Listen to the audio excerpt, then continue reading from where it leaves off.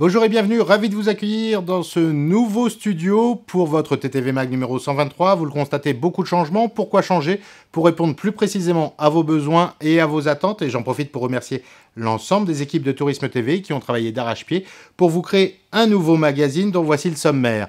Nous allons beaucoup parler des Travel d'Or où nous avons eu le plaisir de réaliser un certain nombre d'interviews, le bilan mitigé du Salon mondial du tourisme, le marketplace des déplacements professionnels qui vient de fermer ses portes, et bien sûr, les 10 ans du Titex, sans oublier pour terminer la célèbre rubrique Vécu en agence. Retrouvons donc notre premier invité à l'occasion des Travel d'Or, Jean-Pierre Mas, le président du réseau Selectour Rafat.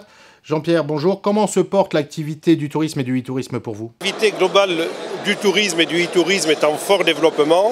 Il y a le e-tourisme parce qu'on partait de bas, et le tourisme parce qu'il y a une reprise effective en début 2014 qui est extrêmement sensible et qui laisse présager une année 2014 qui devrait revenir dans la norme. Lauréat des Travel d'Or dans la catégorie compagnie aérienne, Emirates était représenté par Thierry de Bailleul, son DG France. Thierry, bonjour, ravi de vous accueillir sur Tourisme TV. Où en est Emirates en France? En France, nous avons une croissance d'environ 22% sur l'année dernière, avec l'ouverture de Lyon, Lyon-Dubaï il y a un peu plus d'un an, qui est une ouverture réussie, puisque nous avons démontré que nous avons apporté en France des nouveaux clients qui ne venaient pas en France auparavant. Nous sommes très fiers d'avoir contribué au développement du tourisme en région Rhône-Alpes, par exemple. Autre lauréat des Travel d'Or dans la catégorie location de voiture, Sixt. Nous avons le plaisir de retrouver Jean-Philippe Doyen. Jean-Philippe, bonjour, ravi de vous retrouver. Où en est le marché de la location de voiture en ce mois d'avril 2014? L'année dernière, en France, on a atteint 25% de croissance dans un marché plutôt stable, donc c'était une grande fierté. Aujourd'hui, avoir cette reconnaissance des experts du voyage et du métier, c'est également une fierté énorme. C'est la preuve qu'on travaille dans la bonne direction et c'est aussi un grand bol d'énergie pour nous encourager à faire encore mieux à l'avenir. Autre lauréat, Pierre Waterloo pour le parc Futuroscope. Que représente et quelle importance a votre site internet aujourd'hui? Aujourd'hui, le site internet du Futuroscope, c'est 4 millions de visiteurs, c'est 30 millions de pages vues et c'est surtout, entre nous, le futuroscope.com, c'est la première attraction du parc. Aujourd'hui, on veut en faire un site immersif, avoir la capacité pour le visiteur d'être au cœur du parc dès sa première visite. C'est aussi l'objectif de développer de plus en plus de bouche à oreille grâce aux avis de visiteurs et surtout de développer de plus en plus de transformations à travers la vente en ligne et à travers le dépackaging qu'on a développé depuis 2 ans. Autre lauréat de ces Travel d'Or, la société Evaneos, Éric Labonnardière. Bonjour, bienvenue sur Tourisme TV. Qu'est-ce qui a fait, selon vous, la différence avec les autres candidats dans votre catégorie?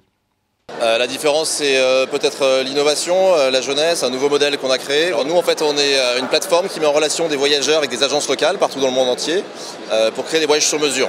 Le Salon mondial du tourisme s'est tenu à Paris il y a quelques jours. Il a accueilli 102 635 visiteurs, soit une baisse de 8,4% par rapport à l'année précédente. À noter dans les éléments positifs, une augmentation des visiteurs de type famille. Il reste à savoir maintenant si beaucoup de ces visiteurs vont acheter des voyages et partir en voyage.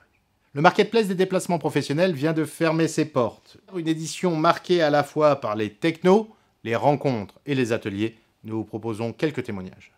Donc toujours ces tendances de fond qui sont l'amélioration continue de la simplification du confort du voyageur et de la technologie qui apporte énormément de services à l'ensemble du dispositif.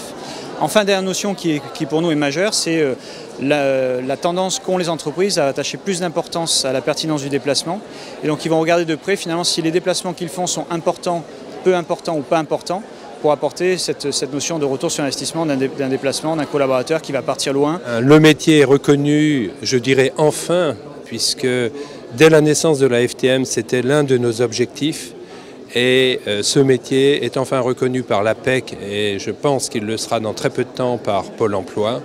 Donc c'est une avancée très importante pour nos adhérents qui attendaient cette nouvelle depuis fort longtemps parce que ce métier de travel manager n'est pas déployé en grande quantité en France. On le trouve dans les grandes entreprises, on le trouve dans des entreprises plus modestes. Alors nous avons développé avec Amadeus une interface qui permet de récupérer les données du dossier de réservation, permettant de les travailler dans notre base de données pour envoyer un mail d'information aux voyageurs l'avertissant de la nécessité d'obtenir un visa et de lui proposer de réserver le visa sur notre site. Pour faciliter encore et pour améliorer l'expérience voyageur, nous avons développé un profil voyageur qui permet de mémoriser, de sauvegarder de manière sécurisée l'ensemble des données du voyageur pour une future réservation.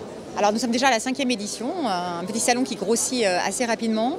On accueille de nouveaux exposants assez intéressants, entre autres dans des secteurs parallèles, pourrais-je dire, aux déplacements en tout cas qu'on n'a pas l'habitude de voir. On a entre autres une société qui s'appelle iProfile qui propose du jet privé. On n'y pense pas souvent, mais lorsque vous êtes à Nantes et que vous devez régulièrement aller vous rendre à Milan par exemple, vous allez éviter Paris. Donc parfois, on a pas mal d'assistants de direction qui sont ravis de découvrir cette offre pour faire économiser à la fois du temps et mine de rien, un budget à leurs dirigeants. C'est tout chaud, c'est du quasi direct du salon d'ITEX. Tout de suite, les premières images de cette 10e édition.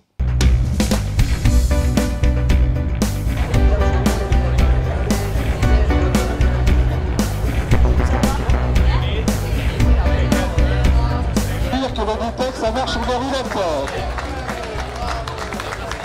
Enfin, je voulais vous remercier en tous les cas pour votre fidélité, votre amitié, votre efficacité. Voilà. Et puis...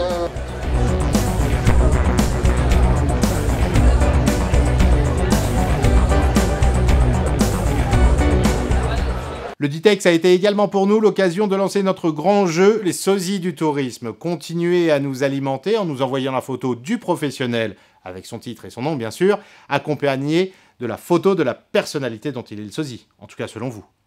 Concernant votre magazine, nous terminons comme d'habitude par la rubrique Vécu en agence et entendu par un commercial Théo cette semaine. Il y a 3 sortes d'agents de voyage, ceux qui savent compter et les autres. Voilà, ce magazine est maintenant terminé, portez-vous bien et rendez-vous bien sûr la semaine prochaine.